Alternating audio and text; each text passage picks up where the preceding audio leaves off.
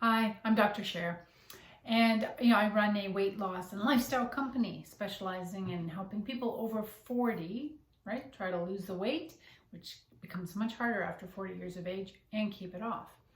So one of the things that, oddly enough, just in the last week, I've had more conversations about this particular topic than I've had in a year. And I've had about 3 or 4 different people ask me about they're going away for a weekend, or they've got some social events coming up, and how do they navigate the food in those scenarios? I mean, and the reason I have not had this conversation in probably a good 9 months to a year is because of COVID. It hasn't been an issue. Whereas prior to that, it was a very common type of conversation that I'd have with my clients, right? Giving them the strategies, how do you navigate it? Because, most of them want to get out, they want to have these getaways, do these various things. At the same time, they don't want to kind of sabotage the great progress they're making when they're trying to lose weight. So I thought, you know what? Probably a lot of people are just maybe starting to get into this just now. Things are opening up. We can start to socialize. Restaurants are opening up. And as I say, there's been about 2 or 3 people, they have like weekend getaways planned. So I thought I'd just share with you a few helpful tips on how do you manage this? What do you do? Now, I'm doing this in the context right now of somebody who's trying to lose weight and they really want to try and stay on track.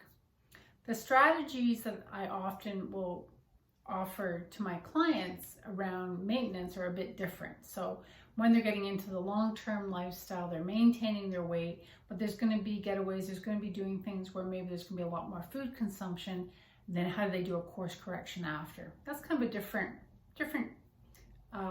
area, I guess you could say, of recommendations. So for the purposes of somebody you're on track to lose weight, but you're going to be socializing more, how do you navigate this? And again, this is a bit of it's a body and a mindset thing, right? So there's a mindset part of it that if you're, a little prone to cravings and social eating and all these things, I mean, that's going to be a little harder. But there's also things to help manage your mindset, but also there's elements that you can do in terms of how you're eating, how you prep before you go out, that will set your body up, that you're going to have a much higher chance of following through on sticking to your diet or your food plan or your healthy eating, whatever it is that you're doing, that you're able to stick to it. Now, so first of all, we have a couple of different scenarios. One is, most commonly, it could be going to somebody's home or going out to a restaurant. And I mean, for the first, I'll just say sort of general rule of thumb before you're going out, particularly for dinner, is try not to be too hungry when you go. I know some people think, oh, if I don't eat much at all during the day, then when I go, if I eat a little more, it's okay. But the challenge with that thinking is you're also going to be super hungry. And if you're hungry and, people are eating and there's temptations and you're caught up in the social scene, it becomes a lot more difficult to find that inner resiliency and resist some of those temptations. So that's the mindset, but also just, again, for your body, just so physically you're not hungry, just so physically your blood sugar is not crashing. Because if it's crashing, you're going to want to eat something. And if what's being offered in the earlier part of the evening isn't something that you should, I don't like to use that word, but something that you really don't want to be eating in order to stay on track for losing weight, well, it's going to make it a lot more difficult. So having something to eat, just something light, just to take the edge off. You don't need to have a whole meal, but just a little something light, ideally, maybe some vegetables, depending on what kind of food plan that you are following. I'm just trying to make this sort of a bit more generic, not hang on to one sort of quote diet or method of weight loss. But having a little bit of vegetables, if you want to have like a few nuts, maybe a tiny bit of protein, something that's just going to help you ride out those first few hours, particularly if you're going to somebody's home, because and I've seen this happen, where people arrive and they're hungry and then you're in somebody's home and maybe they're not going to serve dinner for quite a while. It's a little different when you go to a restaurant.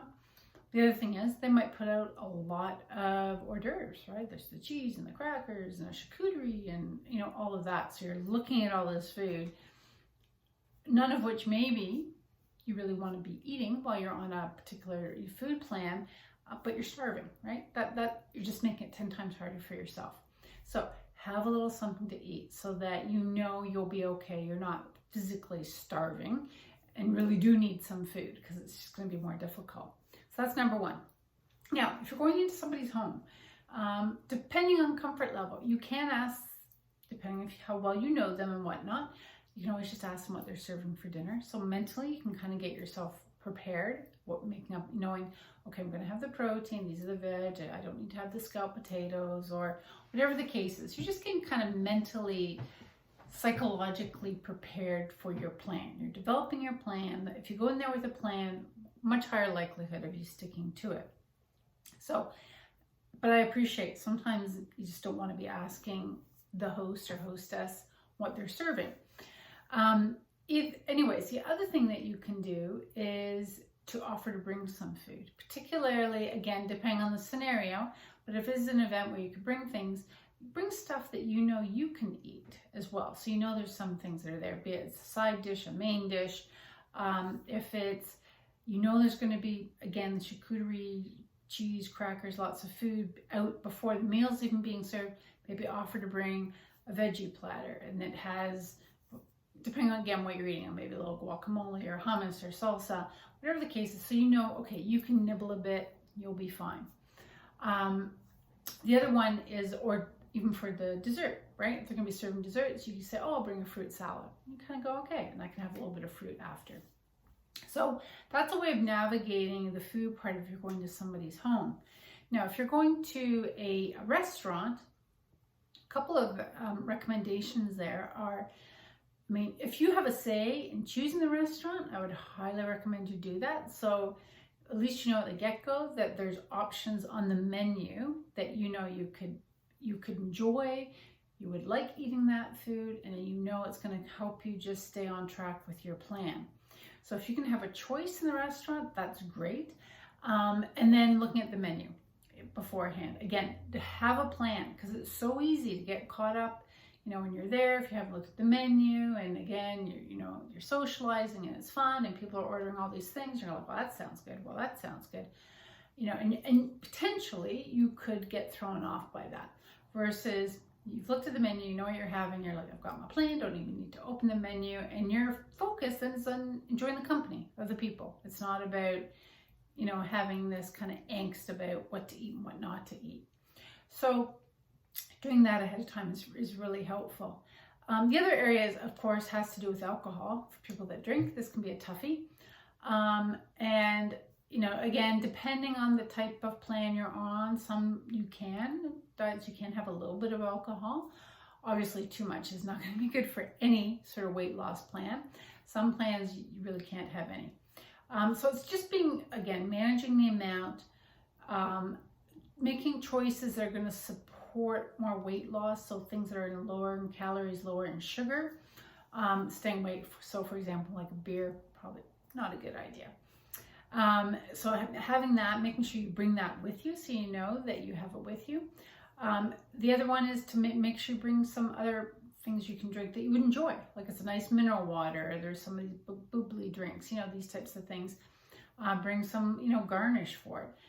If you're going in somebody's home, if you're a wine drinker, we'll have the mineral water in a wine glass. It sounds silly, but it actually makes a difference. You feel like you're part of things. And the initial maybe difficulty in saying, I really want a glass of wine. But you know, once you get into it and you're talking to people and you've got a glass in your hand, honestly, it becomes a non-issue. So those are just a few things to help you out, because it's exciting, right? Everything's opening up. And again, you want to be able to get out there, enjoy yourself, but at the same time, not have it sort of sabotage your weight loss efforts if you are on the path towards losing weight. So hopefully that helps you out. And if you have any other questions or anything, you should join my Facebook group. We'll put it in some of the links here, and join the group, and that's where you can ask more about these types of things. Okay, so if you are going out and about, have fun, right? The focus is on connecting with people. It's not all about the food. Take care.